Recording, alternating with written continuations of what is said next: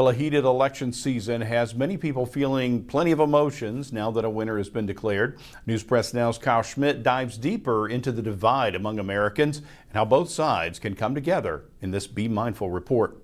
NBC News now projecting that former President Donald Trump is the winner. CNN projects that Donald Trump has been elected president. Breaking news this morning, former President Donald Trump will return to the White House after CBS News projected wins in key battleground states. The news left Americans with mixed reactions. I felt sick to my stomach. We were very excited when we saw Trump get ahead. I don't care. I would say it's definitely disappointing. A difference in opinion is expected after elections, but this one feels more extreme. The ads may be off the TV, but the debate continues on social media.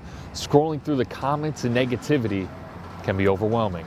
You say that you're a Republican or you say that you're a Democrat and people just want to fight rather than listen to other people's perspective. A local licensed clinical social worker at Fisher's Counseling, Alexandria Peters, gave suggestions to those in a challenging social situation. It's okay to say I don't feel like having this conversation right now respectfully and walking away. You have to protect your safety first, and emotional safety is a big part of that. And if you're not ready to have that conversation, you're not ready to have that conversation. It's like a tug of war with both sides showing no signs of caving in. A simple conversation that has become not so simple. A main dispute involving women's rights. It's kind of a loss for not only the nation, but for women mainly. People think that like our freedom, women's freedom is being taken away. I think that that's just false.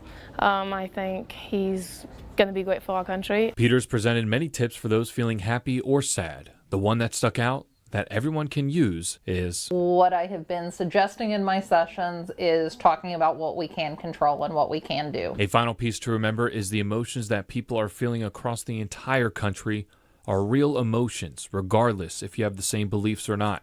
If it is difficult to have conversations with those you can't understand, Peters said to focus on the things you can agree on and remembering the similarities.